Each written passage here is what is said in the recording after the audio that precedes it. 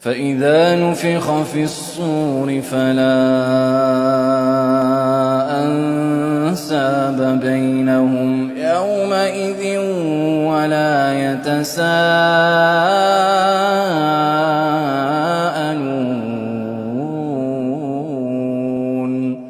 فمن ثقلت موازينه فأولئك هم المفلحون ومن خفت موازينه فأولئك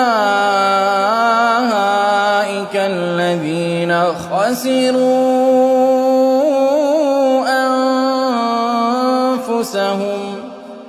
خسروا